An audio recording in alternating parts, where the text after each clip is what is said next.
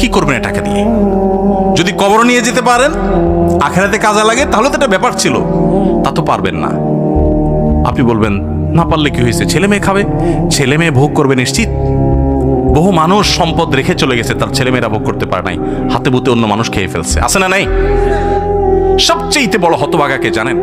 আল্লাহর জমিনে সবচেয়ে বড় দুর্ভাগা, সবচেয়ে বড় বেয়াকুব এবং নির্বোধ মানুষ হলো সে, যে যাদের জন্য চুরি করবে তারাও সে দায় নিবে না। কিয়ামতের দিন ছেলে আয়সা বলবে না, আব্বা চুরিদারি ডাকাতি 2 নম্বরই যা করছেন, ঘুষ সুদ যা খাইছেন আমাদের জন্যই তো খাইছেন, আল্লাহ আমার আব্বারা জাহান্নামে দিয়ে না, আমাদের নিয়ে যান। বলবে না ভাই, কোরআন বলেছে ইয়াউমা ইয়াফিরুল মারউ মিন আখিহি ওয়া উম্মিহি ওয়া আবিহি ওয়া সাহিবাতিহি ওয়া বানি। সন্তান বাপকে দেখে মাকে দেখে পালাবে, যে না জানি আজকে কোনো কিছুর জন্য ধরে। সবাই ইয়ানফসি করবে। যাদের জন্য চুরি করবেন ওরাও দায় নিবে না। আপনার মতো নির্বোধ কে হতে পারে?